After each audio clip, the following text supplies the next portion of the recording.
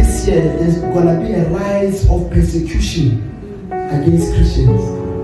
Here in Africa, some of them will be killed. Christians were beheaded. That there's gonna be a rise. And let us continue praying again for Christians in Nigeria. Remember, I told you beginning of the year, I said there will be great persecution in Nigeria. Remember, you see how many Christians are being killed there. You see, we didn't post it, but I told you beginning that there will be a massacre of Christians in Nigeria. Now I see what the enemy wants to do. They will want to move to regions whereby they want to injure Christianity. Imagine if we hear that a big church in Nigeria, people were killed. You see that? Now we need to pray. If they are doing it in the outskirts, they are doing it in the villages, what do you think it will stop them from going to town? Now we need to pray that the angels of the living God, anyone who is involved in the killing of Christians, may the judgment of God rest upon them in the name of Jesus Christ. Any Islamic group that is killing our fellow brothers and sisters, may the angels of judgment rest upon them in the mighty name of Jesus. May all their plans turn to nothing in the mighty name of Jesus. May all their plans turn to nothing in the mighty name of Jesus. May all their plans turn to nothing in the name of Jesus. Them and their leaders, let them go barren in the mighty name of Jesus. Everything they have, let it disappear in the mighty name of Jesus. In the mighty name of Jesus. We speak vengeance in the mighty name of Jesus. We speak vengeance in the mighty name of Jesus. Angels of war, arise and scatter their territories in the name of Jesus. Angels of war, arise and scatter their tents in the mighty name of Jesus. Anywhere they are, let fire burn them in the mighty name of Jesus. In Jesus' mighty name we pray. Prophecy is not only to foretell the future, but can also place decrees of judgment. Breaking news this morning, we are learning new details about the deadly strike operation that President Trump says he ordered on Islamic State terrorists in Nigeria. Listen to this.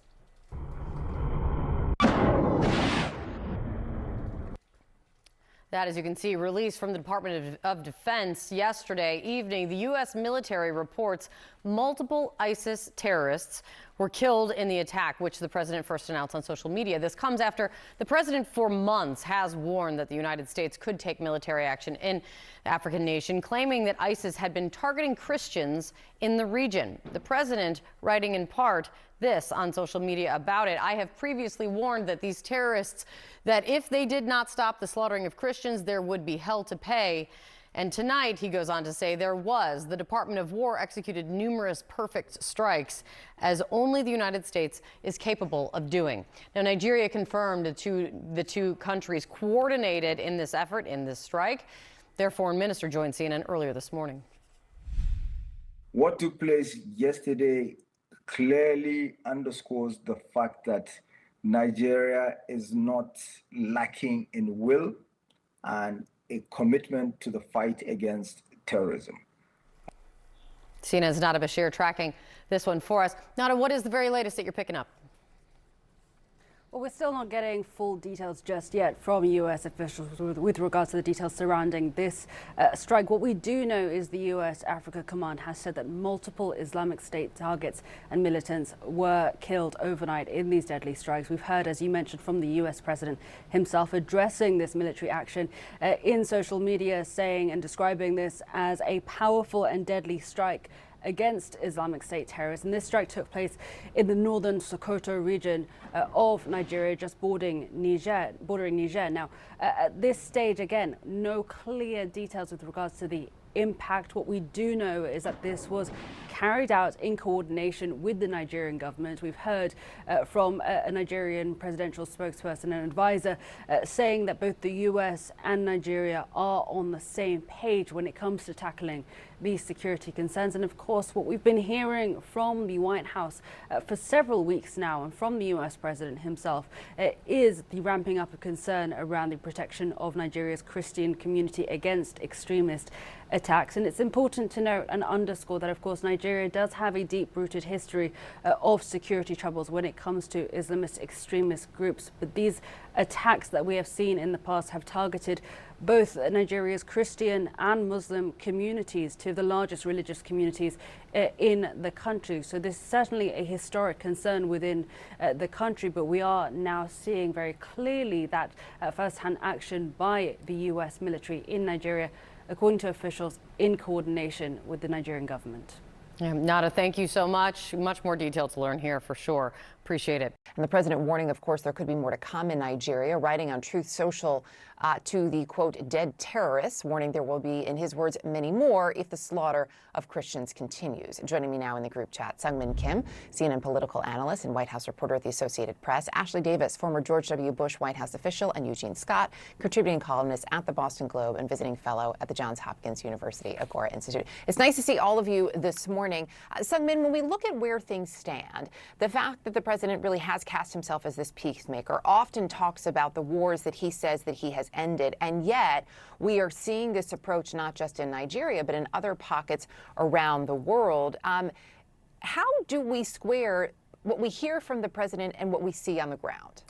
Well, how the administration squares it is that this is all part of President Trump's strategy, his foreign policy doctrine of peace through strength, obviously. However, you have, on the one hand, you have, him touting all the conflicts that he has helped resolve abroad, but then you see a lot of offensive military action abroad. And, his aides don't see that necessarily as a contradiction. They say that part of keeping broader peace is making sure that these targets abroad know that the U.S. is willing to strike if necessary. But I also think that this is a contradiction that you're going to be hearing on Capitol Hill, particularly as it relates to these strikes and the strikes that we've been seeing elsewhere in the country. You had the Pentagon saying yesterday that they did this in coordination with Nigeria's government. However, you're already starting to hear from Capitol Hill. What about coordination with us? Is this something that lawmakers should have authorized? And I think that tension, that conflict, is also what we're going to be hearing in the next coming weeks. Yeah, one would anticipate that, especially we'll likely hear a little bit of it today, but certainly once lawmakers return from their recess. It's also interesting, the president this is not the first time he has called out what he says are targeted attacks on Christians. It's important to note the country itself is about split between Christian and Muslim faith, and the data doesn't necessarily support the president's claim that Christians are being disproportionately targeted. Ashley, this has been, though religious persecution has been a really animating subject matter, if you will, for many conservatives. Does it matter to them that the data doesn't line up? Because that is a significant issue. Well, good morning, Erica. Nice to see you, and hope everyone had a great Christmas. But I think that it's really important that we need to realize that there's two things. One, that we did coordinate with the government of Nigeria, and two, Nigeria is a really complicated country that we've been dealing with. I mean, I'm a national security hawk, go back to George Bush administration. There's been terrorist breeding in that region for a long time. What I just learned this morning was the fact that we coordinated, which makes it less complicated than before. But I'm very happy that the administration is actually striking in abroad rather than them coming and striking us in our country. In regards to the Christian and Muslim controversies, I mean, we don't know what we don't know. It's so complicated. There's a lot of national security complications that are overlaid between the two groups that the ISIS and terrorist groups are hiding behind the Muslim religion. And so I think that we need to be very cautious that this is, including with the president, that this is a religious attack. Yeah, caution definitely advised. I will just say, just based on our reporting, the data does not support the claims that Christians are being disproportionately targeted. To your point, there are a number of disputes internally. It's not just religious, it's communal, it has to do with ethnic tensions, farmer-herder disputes. There's a lot happening in Nigeria specifically. You know, when we look at Eugene, when we look at the way that this is playing out, well, we're also looking at new movement off the coast of Venezuela. What does this tell you about the focus moving forward when it comes to not just where the U.S. is leaning in internationally, but what it could mean in terms of support domestically when there are these questions continually raised about Congress and even notifications? Well, that is one of the main questions many lawmakers have, including some on the right. There seems to not be some consistency in terms of vision. If there is a foreign policy agenda, which obviously there is, it hasn't been communicated in a way that it's clearly understood and supported with even some of the people in the president's base. I've talked to voters and they're very concerned sometimes that they don't know what the next move is going to be from this president in terms of global conflicts and international affairs, and how inconsistent it seems to be with what he campaigned on.